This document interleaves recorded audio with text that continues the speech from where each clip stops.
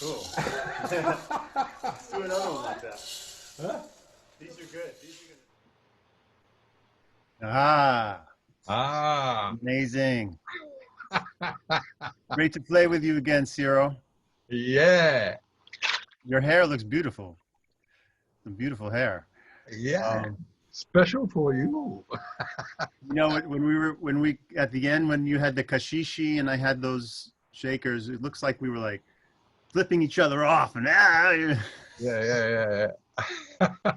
It's a voodoo thing, no. Definitely voodoo But for sure. This Love thing, voodoo.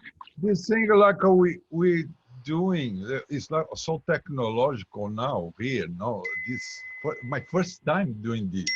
Like Yeah. I have a big team of technicians around me here. Very And technical. but basically we gotta do the same old voodoo that we doing for all these years, Billy. And Exactly. Yeah. so Low happy tech, that man. I did the menu with you. Yeah.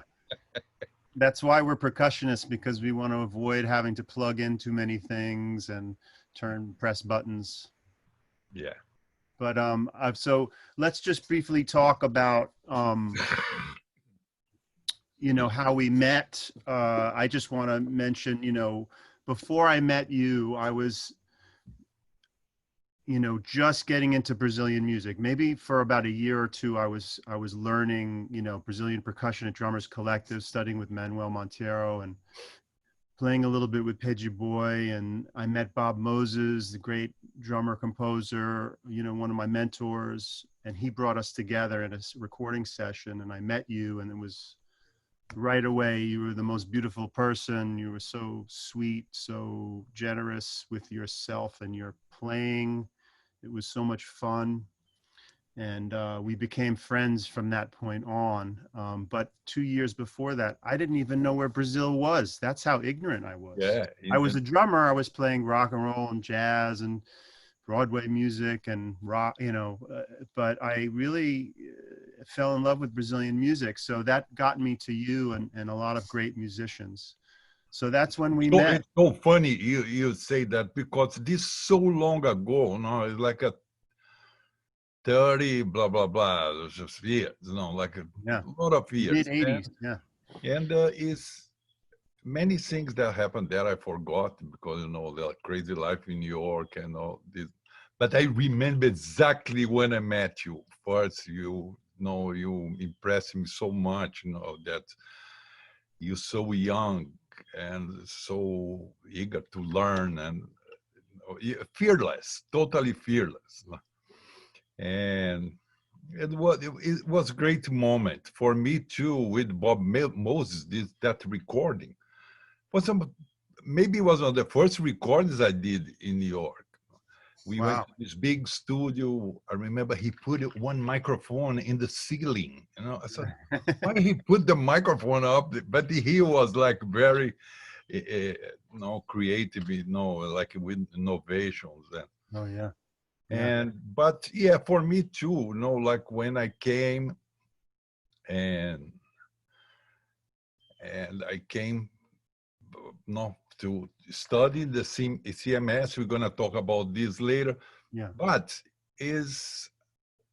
we have this song that is one special song that we did for this occasion too. Is a song that I learned with Nana, and I think like mostly this thing that we are doing here right now is because it's 40 years that I'm here in America now, in August.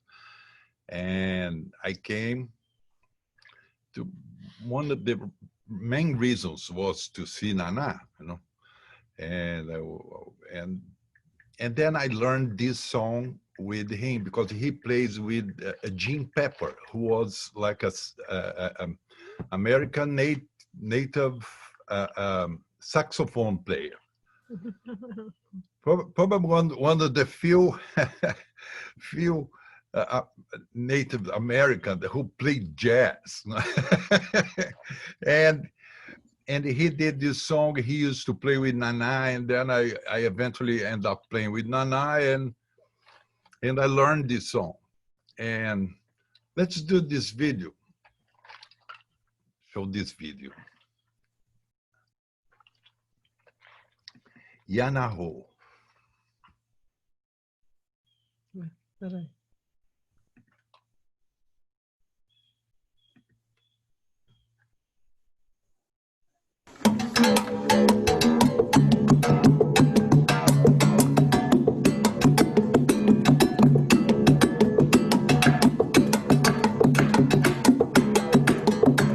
Yanaho, Yanawanaho, Yanane,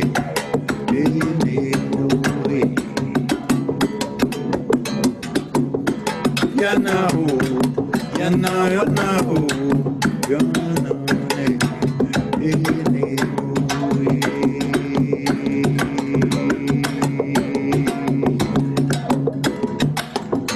Yanaho, Yanane, Yanaho.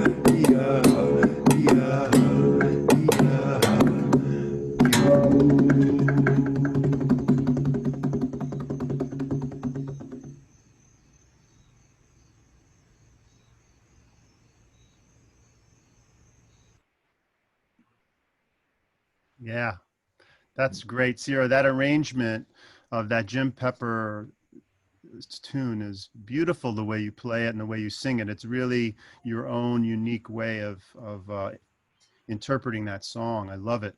Yanaho, Yanaho. Yeah. Yeah, and yeah, you did great. Thank you. Yeah, last night you played your grandmother's drum there. That's right. Yeah, that's my grandmother's drum, Chinese tom-tom that was from the early 1900s that I inherited. Sounds really, it really works with that piece. I just did it at like 2 a.m. last night. I just was like, let me try. Wow. And You're my hero. so Jim Pepper, connecting Jim. I think what's interesting about Jim Pepper is the connection that our mentors have with him, like Nana, Yeah. Vasconcelos. We both, you know, Cyro is very close with Nana. I idolized Nana. I learned a lot by just watching him. Mostly spent a little time with Nana. But Bob Moses was a drummer who was very close with Jim Pepper, and he Wow. played with Jim, and they did a lot of things together. And I heard a lot about Jim. I actually met Jim's mom, Floy, in Portland. He's a Northwest Native American. Incredible music. Jim Pepper's Powwow. That's that classic record. And so that brought us together. And Bob Moses and Nana were both part of Creative Music Studio. Yeah. Up in Woodstock. And No, but that's why I want to do this song to bring that, because like 40 years ago, this like end of July, I came here to CMS from Brazil, and was a very crazy thing for me because I didn't know where I was going, and I had my family in Brazil, and I came here for this summer course that Karlberger and Ingrid, they used to do in Woodstock, in a farm. Then I got there, you know, when you fall right place in the right moment, these things that, no. But one of the main reasons was Nana, I knew Nana would be there.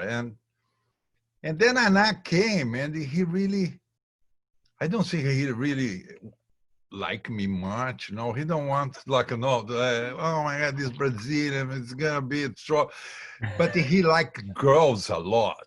And then he was with the girls, and the girl gave her berimbau for him to repair the berimbau. And when he did that, he broke her berimbau by accident.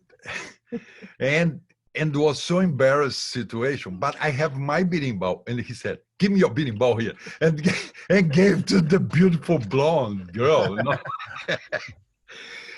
But then he owed me something, and that's when it started. And then this experience that I lived there in the CMS is something that I carry. I'm gonna carry until I die. It's some so strong moment for me. Like talk about world music. If you're gonna talk about world music, you need to mention CMS, because I think it was the first time in the world that musicians got together in one place, and it was like, oh, we're gonna play my culture. Like these things that always happen. I'm Africa, I'm Brazilian, like this, my music is, wasn't like that. It was more like, maybe if I take one note from my thing, you put one then we can play together all night, and create something. I think that happened there, like I think under umbrella of jazz too, because these musicians was like a very accomplished jazz musicians too. Yeah. But then CMS, you have a lot to talk about CMS too. Yeah.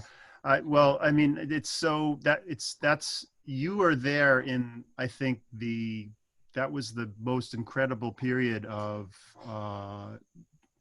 where we had legendary people living there, like the beginning of this movement of all different musical languages and cultures mixing together in this one place, under the direction of Karlberger, and it might have been Anthony Braxton, and Ola Tunji, Don Cherry, Dave Holland, like incredible musicians, Carla Bley, and you're one of them. You're one of the, legendary musicians that went through there to follow these musicians as a student.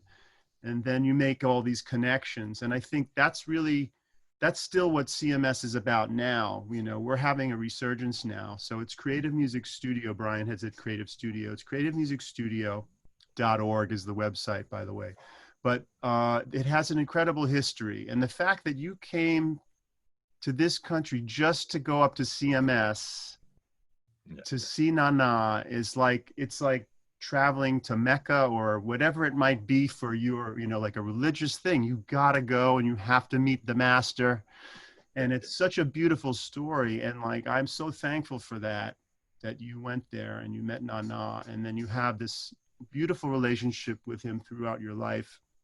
Nana influenced me like no other percussionist as a drummer and all of that. I mean, just all of the way he played. He's still one of the most unique musicians, and you're part of that legacy. CMS was amazing because I came, this have this for sure, this Nana thing, but CMS was like, you know, a nest of possibilities. That's what, you know, like, if I want to say, pass any message through this, what we're doing right now is this: it's create possibilities in the middle of all this happening. You know, like music is a possibility.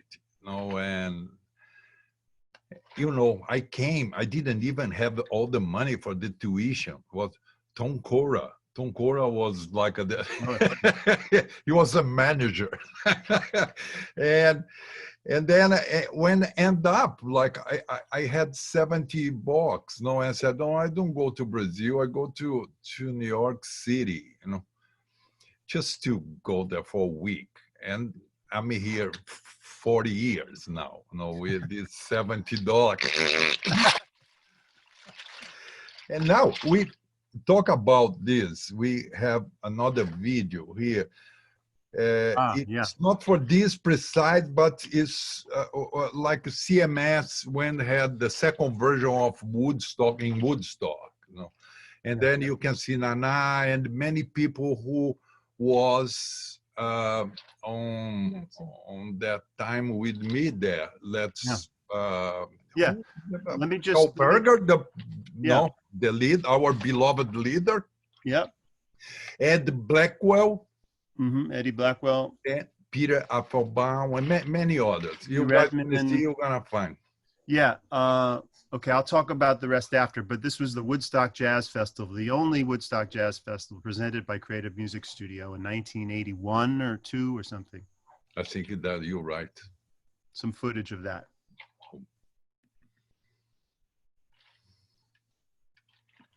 There's Nana. All the jazz people who were around Woodstock.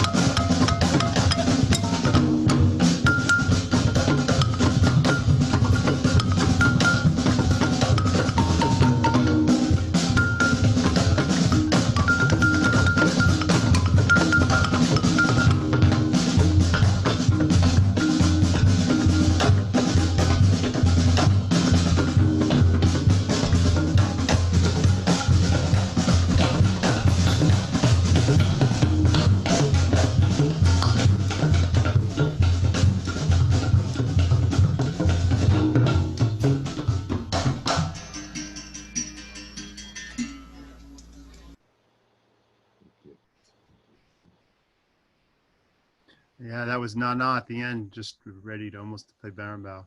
Yeah, Aib Deng and Nana playing talking drums, Carl Berger on the balafone. Then we saw Eddie Blackwell on drums and Colin Walcott on the tablas, and many other legendary. Peter Van Baal played Yeah, saxophone. He was like 17 years old. yeah. Peter Applebaum, one of our directors, artistic directors, was there as like a 17-year-old kid. Peter's a great, one of the great musicians that came out of CMS, and he's very much into world music. He traveled with Don Cherry. He works with Bill Laswell and a lot of other great people. He really has an incredible sense of blending all of the different cultures together. But yeah, Peter also played with Beat the Donkey for a long time and Wow, amazing. helped us a lot. And yeah. And which Well, one? let's move forward because there's a lot to cover.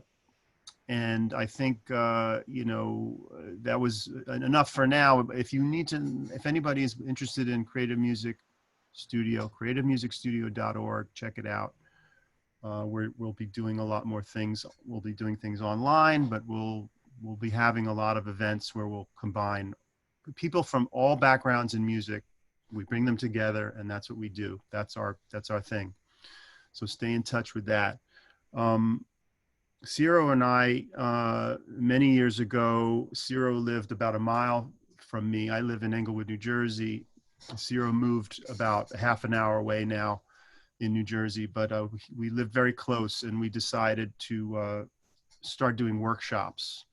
And we ended up calling them Rhythm, Sound, and Magic. And I think you have a little footage of maybe one of the workshops we did in your house, in one of the first workshops we did, right?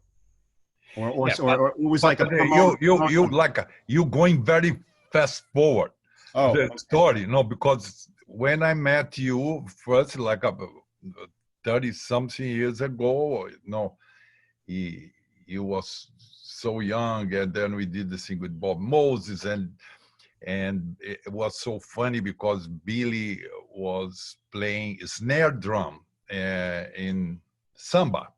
Aisha, yeah. And it was that time we have a lot of, you know, we have a Paddy Boy who was, because I went to New York, you know, with my $70, and then I stay in the street playing beating ball in the street near the Blue Note there.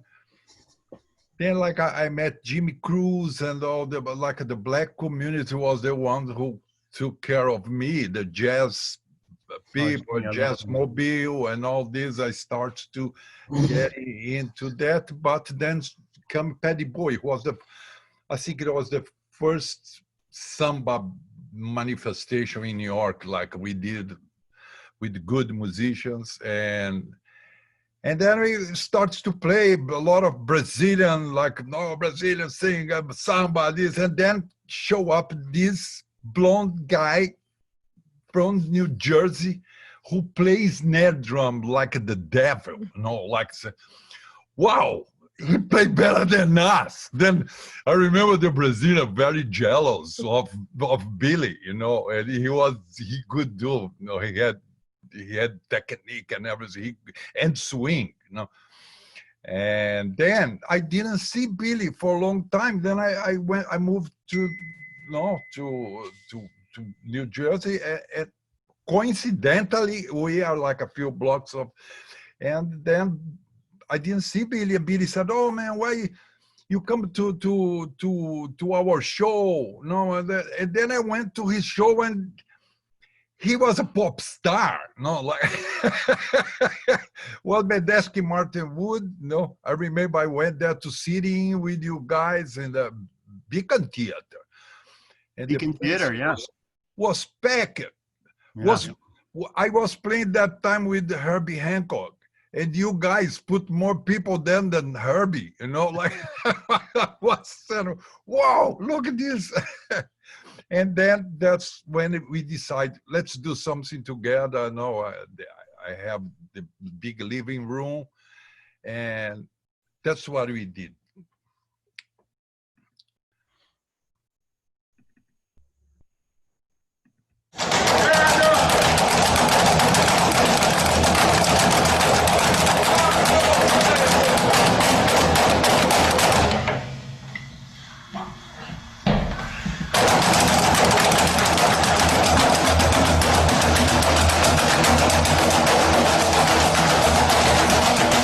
I mean, when you decide I'm going to be a drummer, you don't. It's not because you decide to be a drummer you are a drummer.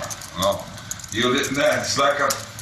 It's going to take a while to come, and it's hard, especially like to make art in this kind of technological society that we live. You decide I'm going to be a drummer is very courageous. That And no, it's like more than ever.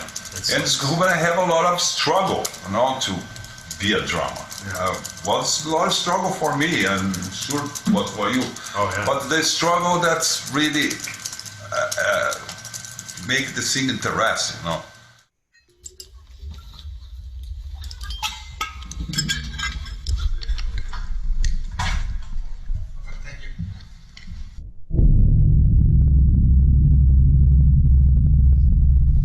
And this is just sort of an exercise in getting harmonics out of these metal sounds, which is just like you kind of find a way to sort of get your stick to any of these metal instruments that vibrate. You should lightly sort of press it in.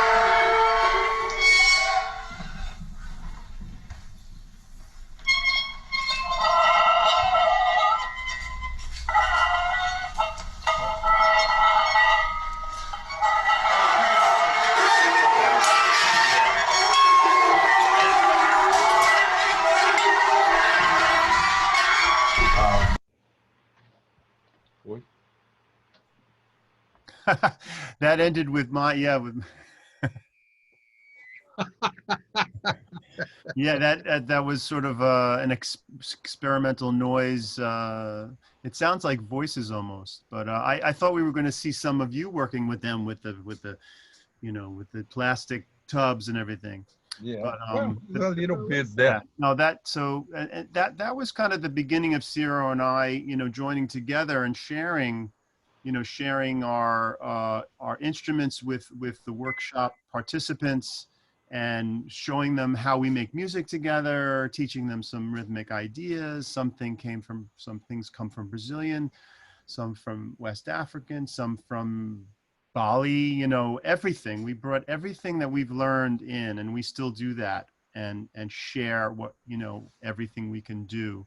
And I think some of the people who are watching us now want to know about even the instruments they've seen. So, but those instruments were just like metal gongs. Some things were from China, some were from Brazil, from Africa. And some was just like big plastic buckets from the gas station that. Yeah, the junkyard percussion, that's the best. Yeah. Finding instruments, finding piece metals and springs and things. Very. Yeah, but it was good because, when, especially for me, when I tried to teach something, then is when I learned the most. And I remember when we start to do that, like we research, find the instruments and this beautiful thing that have percussion. I always say that we can orchestrate the environment. You can play anything around you, and especially now, try, go play some coconut leaves in the backyard. Yeah, bamboo leaves or any. Yeah, I think that's what I fell in love with. Of course, the rhythmic language of Brazilian music was really important to me because that was the beginning of my understanding that there were like many voices. Like you have soprano, alto, tenor, bass. There's partido alto. There's the tamborim part. There's the surdo and all, and how it was like 4-part harmony. And that's when I started to realize that the way some Brazilian rhythms are arranged, it's a language and it fits in a certain way. And then you can improvise and use any sound you want to express your idea. And that for me was just exploded my whole idea of what you can do as a drummer. No, I know what you mean. It's like this characteristic of Brazilian percussion. It's because you have a percussion from Caribe that's it's few people doing very complex patterns, but like the guy who does the conga, the clave, the timbale, and they do the polyrhythmic thing between the. Then have the tabla in India, amazing. But they are very complex. In Brazil, is like very simple patterns, because we play mostly in two, but thousands people playing together. And that's what makes, and like what's like, say, oh, the tambourine parts, it's not next to this year is a tambourine part. Next year can be the snare part. The repinique is next year is going to be the agogo part. They change. It's not very static. No, like this is what makes this thing you're saying. That's like is flexible. That's what I want to just say something about that, because that's extremely important. Because when I got into Brazilian music, like you said, there were some people that were jealous of me because I could play a certain thing, but there were other people who were mad at me because they saw that I was improvising and they thought it was disrespectful to the tradition. But what I learned with people like you and other Brazilian masters, they were like, no, we change it it changes. If you understand the basic system, how, the language of the rhythms, then you can improvise. And I think that's, like you said, every year there's some new innovative idea, and that's like living music. That's like a living tradition. We're not playing something that's, frozen in time. We're alive, just like jazz. It's just, it's and I used to say modern traditions. Modern traditions. Yeah, there you go. And I think, and going back to CMS, that's what it was about. Everybody brought their traditional vocabulary and language, and they spoke with each other through that, rather than being like, no, you can only play traditionally this way. It was like more open. And I think from what I've experienced, is most of the highest masters of musicians always understand that new ideas and communicating with each other and changing is good for it. It's not like holding on to this one idea, and so Brazilian music really opened that to. I realized, wow, there's an improvisation not only in rhythm but in sound, and that's what, like, watching Nana use all the seed pods and what you use, and slippers on PVC pipes, and a broom brush, and so many innovative sounds. But this thing that about the percussion, like we can spend like that. One thing that I admire a lot what you do is because I think percussion it's in our everyday life. Like we are surrounded about sound, about percussion, but percussion also. When I was in CMS, have a guy who was a killer djembe player. I came from Africa, and this guy, I remember, I got friends with him because we both speak very bad English. No, then we got friend, and I never saw djembe in my life. That time it wasn't so popular. And then he said, "No, I play this instrument." I said, "But how you know you do that?" He said, "Man, I play for dance. This is not an instrument to play for music. I am a slave of the dance. if I'm playing and they are dance and I play wrong, they go, I need to go out of the village." And but it's this. I mean, not being so radical, but the percussion have to do with the dance, with so many other things, no? And you, like you do visual, no? You paint and you draw and do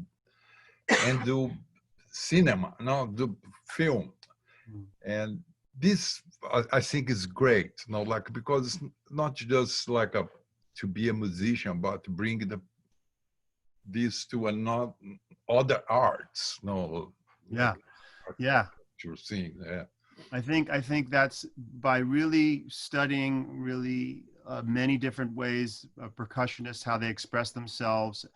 They are artists themselves in the way they express their ideas, like you, like Nana, like Trilak, or whoever it might be that we know, Aerto, you know, like they're all like very creative. Hermeto and his book, they all have this unique style, and I learned how to be an artist that way, and that carried out into my visual world and also into the filmmaking world.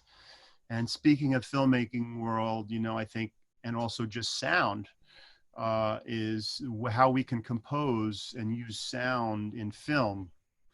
And I put together a couple of scenes from this Japanese film that you played on, and also Steve Ture and a couple other musicians. I wrote the music for this. We got together and improvised some things, and it ended up in this beautiful Japanese film called The Shell Collector that came out maybe 5 years ago. And let's just listen. Let's just watch this scene, and you'll see how we use percussion and sound. It's very subtle, but this film is about. It's a fictional story about a blind academic who studies shells, and what happens in the film is that this man he lives like in a shell himself. He's very isolated on this, and eventually later this woman shows up mysteriously, and she gets stung by a certain venomous snail, and they discover this cure for a bad disease, and it leads into all this stuff. But anyway, this is the beginning of the film, I think, where he is introduced. If I'm not correct, let's watch it, and then we can explain a little bit what's in there. Espero que seja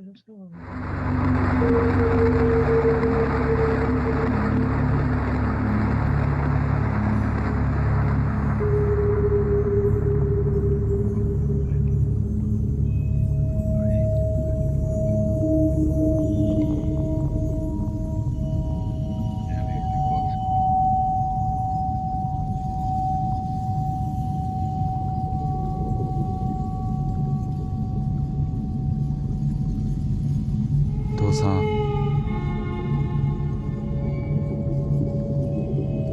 さっきザトウクジラとすれ違った。彼らはこれから北極の海へ帰るんだ。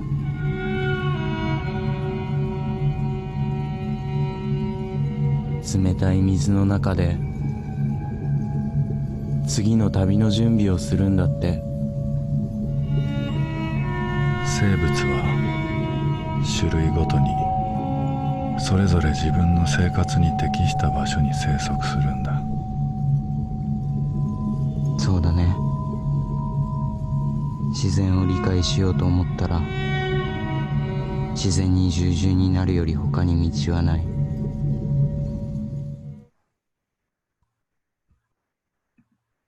So I just want to just quickly describe what that is about. So that was the other scene. That was the theme song. Cyro had a very special instrument he had built that had all of these keys, and they were the chimes. And in the film, this man goes underwater in his dream. He goes to sleep, he falls asleep, and he dreams, and he meets his son who had died from the sting from the shell. Actually, his son ended up dying, and he communicates with his son. So this dream world of being underwater and communicating with his son is sort of like underscored with the sounds of the keys. There's an electronic drone.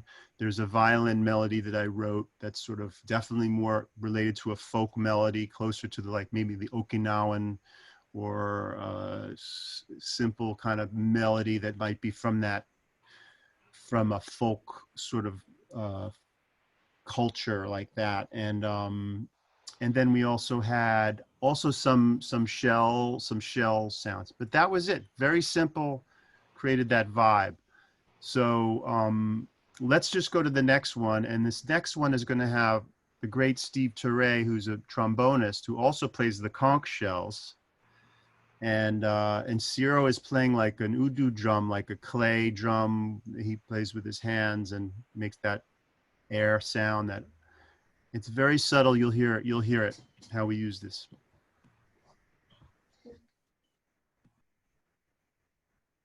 Oh, shit.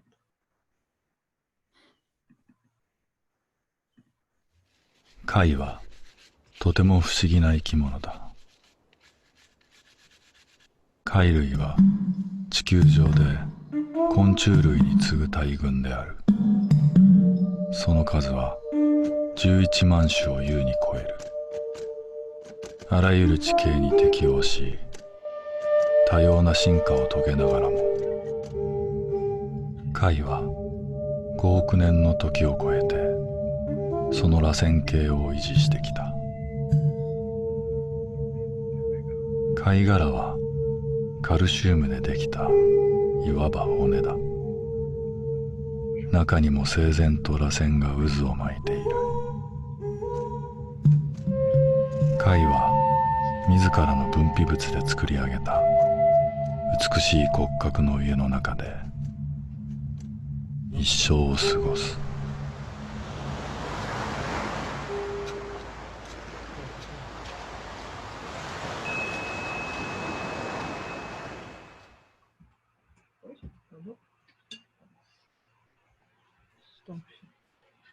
Okay, so there, Cyro has the conch shell, and we had Steve come over and play. He blew through the conch shell. So you hear this woo woo woo woo woo woo, and then Cyro playing the udu drum, a little bit of electronic sound, some bow on the vibraphone, things like that. Anyway, I thought it would be interesting because of the unusual instruments and sounds we use. You'd be surprised, not just as a percussionist, but as a composer, the sounds you can use. And I don't think I would have been so open and so confident that we could come up with some interesting sounds for this film if I had been a percussionist and seen all of the different unusual sounds, that are out there. Of course, a conch shell is not a percussion instrument, it's a wind instrument. But as percussionists, we have whistles, we blow through things. It's more than the percussion category, but as percussionists, we have, Cyro, you have all kinds of bird calls and things you do. And Yeah. so it's really endless, the musical possibilities and sound. So tell me a little bit. I know you've been involved in some film scoring and making as well. For me, yeah, it's like I think when I was like 80 in the middle of the 80s, for me, like for everybody, it was so hard to survive as a musician, And then I got my first big break was. I got a movie, a Nick Nolte movie called Weeds. I went to Hollywood.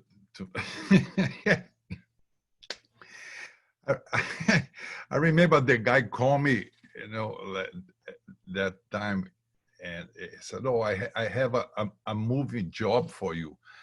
And I thought he was talking about moving, that he went helping me to move his stuff. And I said, look, I'm broke, but I don't gonna move your piano, this, no, it's not this, it's moving, no. And then I went, and it was an amazing experience for me, to be making movies, all that fascinating world. But then other things I did with Zorn. On Zorn. Yeah. We did many soundtracks, like many, for everything you can imagine. We did for like arts movies, like porno movies. We did everything between. Probably did commercials too. Commercials, and then like more recently, that's Jonathan Demme. He called and he said, "Oh, I would like you to participate." And then I didn't know what he really wanted. I got so scared and what I'm gonna do, but it was the Rachel Get Married. Rachel Getting Married, yeah. And then have one scene, that's the scene that I'm gonna put, because have the thing we are talking about here, that's what we used to do long time ago together. Yeah. And is a scene, what's the name of the lady, the actress in the Hathaway. Anne Hathaway. Anne Hathaway. Right, yeah, she plays. And she's like a crazy lady in the movie. It's the sister of something, I think. Yeah, the sister of the one getting married. Yeah. Yeah. Let's check it out. Yeah, this is your debut, or your cameo with your band. It was like a moment. Yeah. Oh, incredible. Eu não sei se vai sair. I don't know if that's gonna work. Hold on. Well, if Eleanor, well, she's working on that. Just, there's a lot. We're already almost on the hour, believe it or not. So, but we'll go over. We'll go another 20 minutes or so. Let's try to get through as much as we can.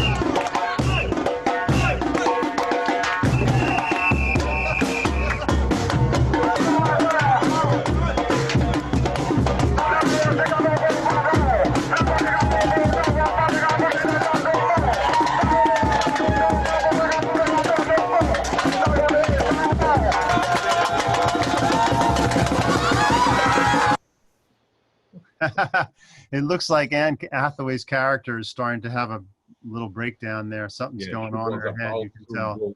totally out of Yeah. control. Yeah. That's a fantastic example of, it's a Beat the Donkey? Is that Beat the Donkey? No. This was like no. I got like a bunch of musicians together, and we did So good. and Yeah, man, some members of the but band. has some members of Some it. members, but yeah, not officially Beat the Donkey. Yeah. What Um, is this yeah. then? Well, let's move on. Let's move on because we want to get everything in, share with people more. Yeah, like then continue this thing. I was with Nana, and that's more like in the 90s now, moving out of the the 80s and go more to the 90s. Then it's like, Nana, oh, you gotta do a record, and I was like recording in like many projects, but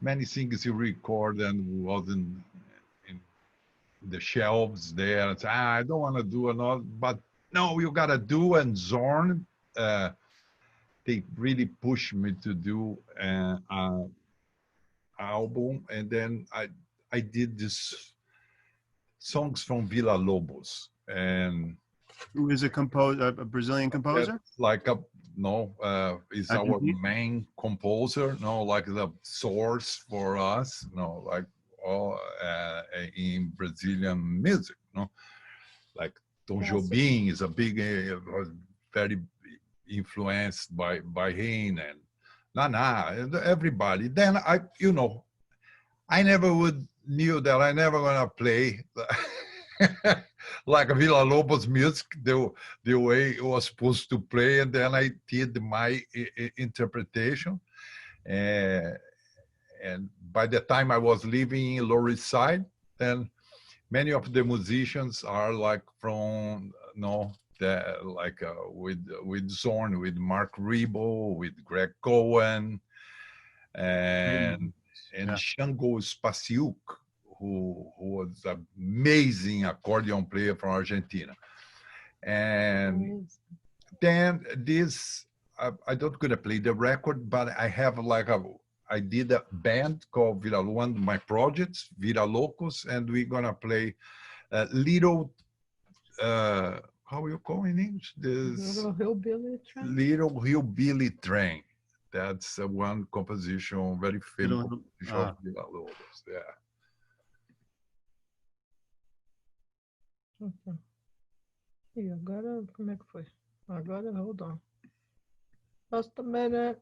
So you're calling it Villa Locos. Vira Locos, yeah. Vira Locos. Vira Locos, yeah. It was the Villa Lobos compositions. Yeah, like a turning crazy. Yeah, Villa Lobos.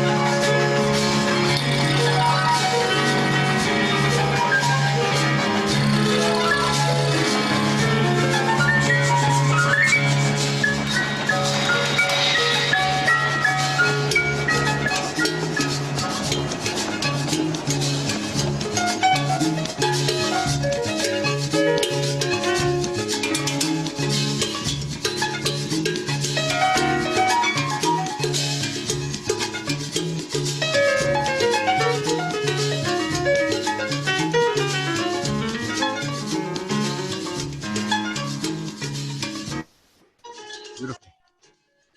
Beautiful. Yeah. Vida loucos. Beautiful. Yeah, the musicians. I recognize Peter Hostens on accordion and Brian Marcella and Yeah. Gilles and some people that I had that played with. Beautiful. And I love how the train comes in. And that reminds me of something when I first met Bob Moses. It was in a samba class at Jones Collective. And he saw me as like, oh, wow, who's that kid? You know, and he asked me, he said, hey, can you come play with me? Like, come rehearse with me. And I asked him, who's Bob Moses? And he goes, oh my God, he's a legend. You got to play with. But what he said to me was like, man, I just got back from Brazil. He said, I had the most incredible time. I visited Hermeto Pascoal. He said, the music was in everybody's body, the way people walked, the way people honked their horn, the way the train was going, the same, he would talk about how musical even the train was in Brazil, not like the trains here. Yeah. Too bad there are no more trains. But you got the train that time. You have that in the snare. It's like a train. Yeah, that's how he kind of described it. The train had that swing. Yeah. But that was beautiful arrangement, Cyro. Really nice. Let's move forward. What do you want to show? Something else? Yeah, this time of Villa Lobos in Brazil, like in the 30s, that Brazil got to a corner, like who we are, like America is already like they have like so many things that they as a nation they accomplished, but Brazil we was still like a confusion, and then this bunch of artists, like this group of artists under the leadership of Oswald de Andrade, a poet, writer. He wrote this manifesto, and was like Brazil is how we can identify, and we are anthropophagic people, like because the Native American Indians that have the Native Brazilian, they have this thing about anthropophagia, So this is like in English is like anthropological. No, anthropo is people. Phagia is eating. Right. That's the kind of eating people. Eating, I see. So you're taking the study of people and eating. And then like to make simple more, like instead of be here to talk, the NPR did like a kind of one thing that with me about this. I have my band at that time. It was Anthropophagia. The name of the band wasn't Anthropophagia because the Americans couldn't say this name. Then I did a banquet of the spirits to make easier. Yeah. And here's the, Oh, I see. the This is Banquet of the Spirits? this is the NPR video. Then we can show. Ih, será que é esse aqui? Oh, no. No, that's not. Hey, But sorry. Banquet, so you're going to show Banquet of the Mumakata? No, we're going to show this anthropophagia, the NPR. Ah, okay. Yeah. Was this a duo? Anthropo, people. Phagia, eating. We Can't see it. eat people. You can't see it? My name is No. Ciro Are Batista, you sharing your screen? and Hold on. You share your screen? Something happened here because, okay. I think it's gonna. There it is. Okay, let's start again. anthropophagia. Anthropo, people. Phagia, eating. We eating people.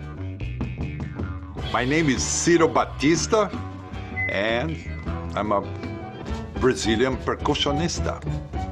Don't worry, we don't gonna eat anybody here. Anthropophagia was a movement, was an art movement in Brazil that happened in the 30s. Was a manifesto, and I identify very much with that movement. People say, oh, it is a cannibalistic thing.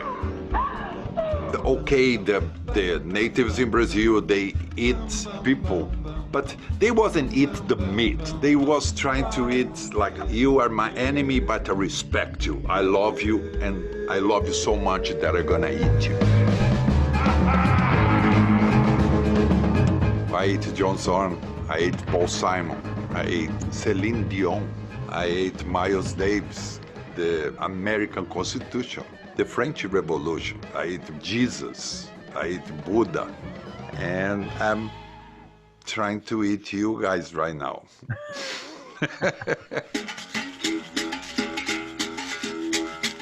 I'm from São Paulo, but I grew up in this place called Ubatuba. That's the place where I have the rainforest and the beaches. It's incredible. When I came here, I live on Manhattan. Had people from Africa, from India, from Brazil, and different cultures playing under the umbrella of jazz. That's a very anthropophagic experience for me.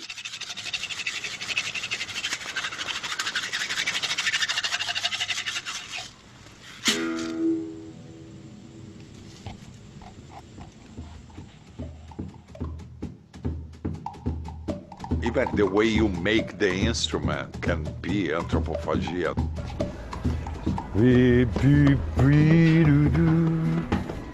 Home Depot is a paradise for this, especially this section.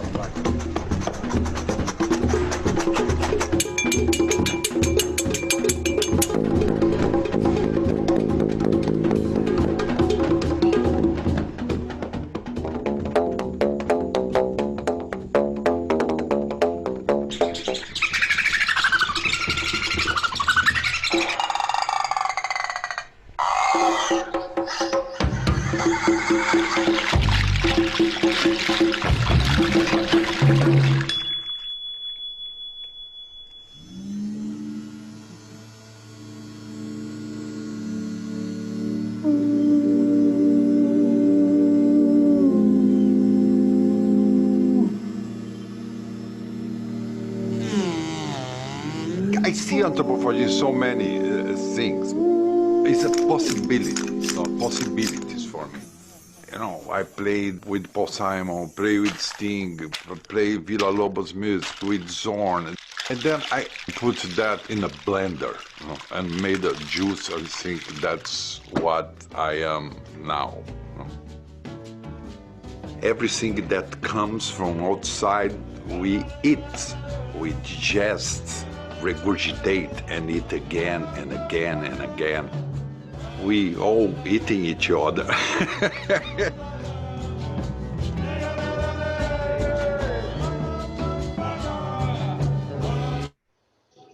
Oh, I love it. So good. was cool. Beautifully done.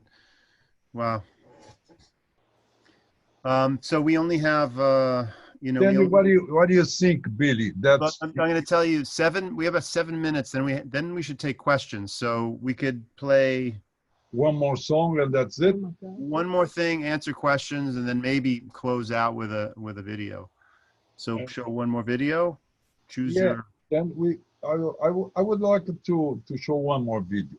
Then Let's do it. This video is a Colin Walker composition.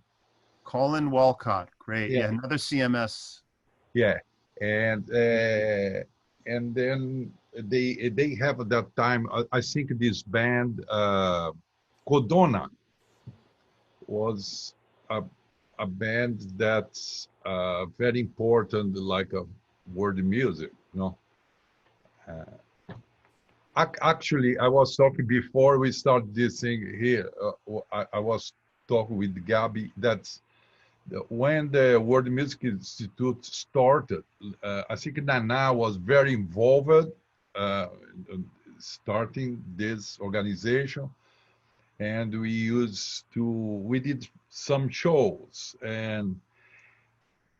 but pre of that they have the Codona, that was Colin Walcott, Nana, and that's you got there. Don Cherry. And Don Cherry.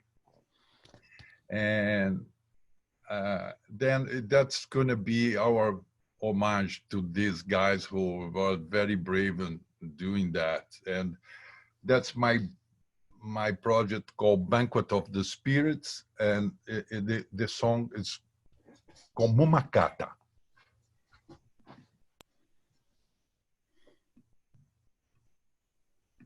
Let's try this idea. We start with that. Together. Yeah. Okay, cool.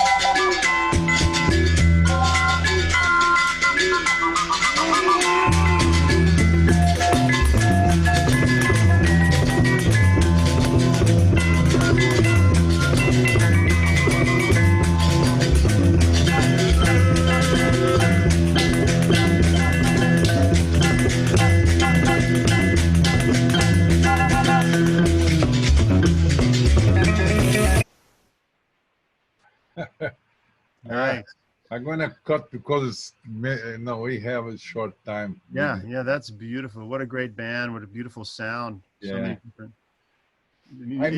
I miss play when I see that. Yeah, I know, right? I do too. I think people miss watching you play. Oh, man. That all the instruments are from different parts of the world. I see that Shanir Blumenkrantz is playing an oud, and then he's also playing A gimbre. from Morocco. Yeah. And then the quarter type instrument, or is that a? It's a Duzingoni, Camerigoni. It's like he played that. Tim Kuiper. He went to Mali. He played with the V Farcatouré, and then he learned there. Wow. But mainly it was because Don Cherry was an amazing Nigoni player. Yeah. Really beautiful. And interesting how that defines the sound. Yeah. Before I don't know. I think we going to the yeah. So before anything, I wanna say like thank you, Billy, to do this. It's like I need that, like a little boost.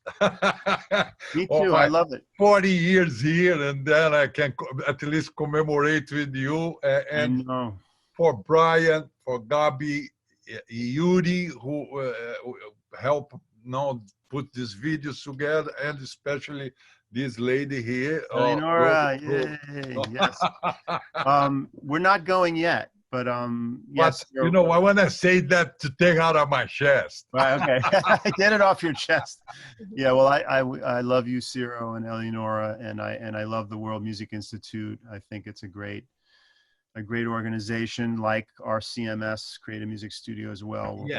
We're all in this together, the world, bring everybody together, the music. This is an example of how people can come together, make music, and heal each other. And so that's what it's all about. Let's answer some questions. The first question was, who are your biggest inspirations with the berimbau? Two. First was Mestre Pastinha. That is like the main capoeira master. And by a coincidence too, I'm lucky that happens this in my life. I was in Bahia, and in 1960, and I remember we went to see him, and nobody knew what capoeira was, and he gave me my first berimbau. Oh, wow. And with João Grande, who is another master who lives here in New York. And then, for sure, Nana, we lived 10 years together every day, and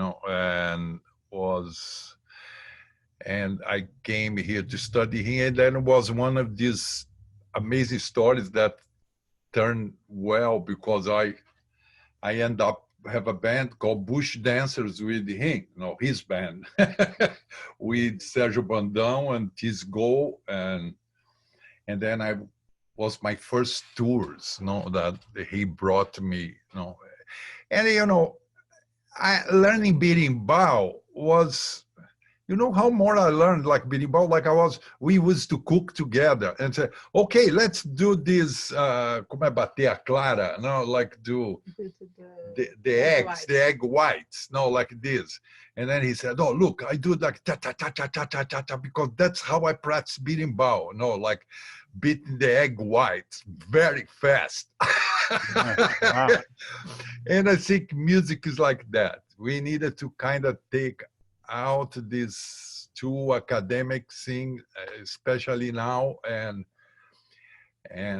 beat our egg whites and make music, like a real human beings. Yeah, for sure. So that's great. Yeah, for me it was Nana too.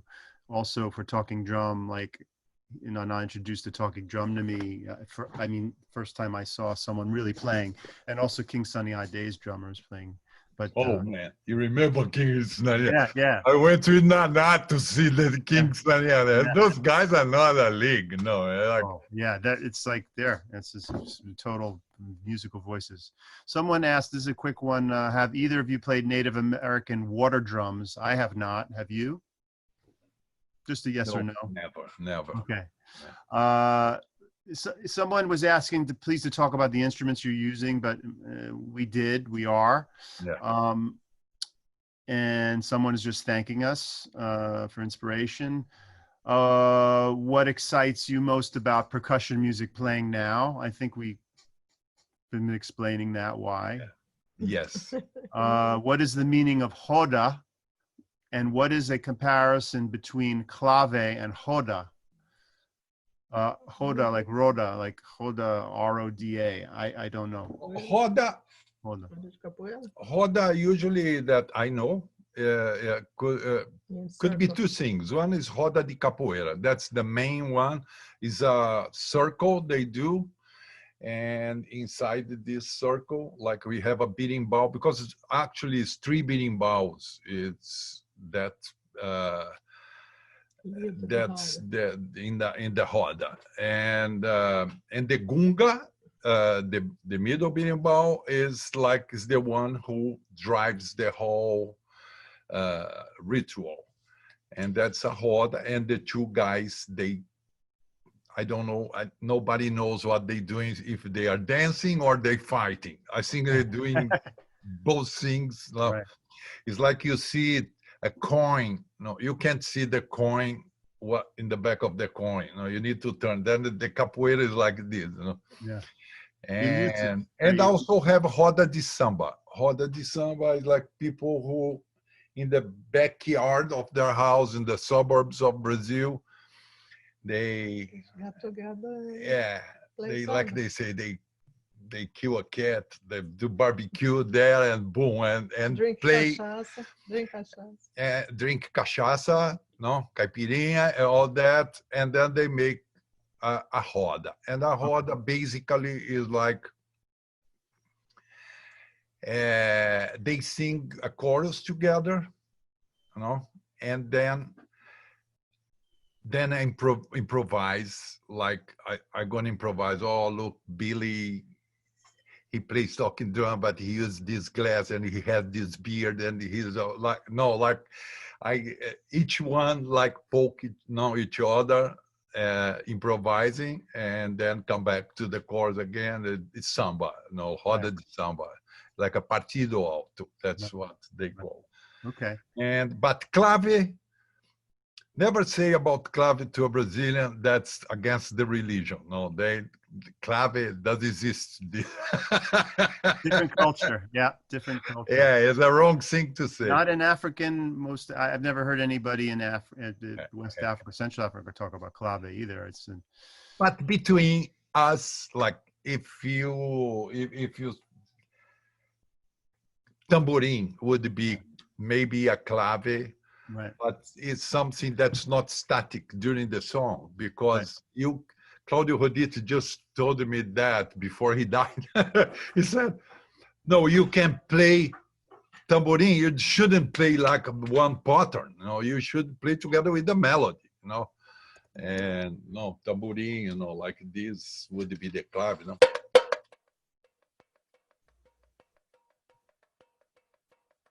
But no, can you hear? Yeah. No, it's when you play loud, you can hear. Yeah. But we have to move. What is this? Let's move. Yeah. So I think we're going to wrap it up. So I just want to thank World Music Institute for having us. I want to thank you, Cyro, for asking me to do this. It's an honor. And I look forward to doing a lot more with you in the future. And we will check out Creative. I'm reinvert. I will interview you. Yeah. Well, I think we're going to close out. Gabi's going to just close it out, and stay tuned. There'll be one short 2-minute video. Thank you, Gabi. Thank you both so much. I mean, we could all be staying here for I don't know how much long. I feel like this is way too short, but we will get kicked out And I want to thank everybody for coming. I want to thank you, Cyro and Billy and Eleonora. I'm on my second caipirinha by now, and I really want to invite everybody to join us again for another WMI Plus at home. And also want everybody to know, in case you were late, that you will receive tomorrow your email with a link of this recording. And so you can watch it again. And we thank everybody again for joining us and look forward to the next one. And now we're gonna close it out beautifully with more music. Thank you and see you again soon.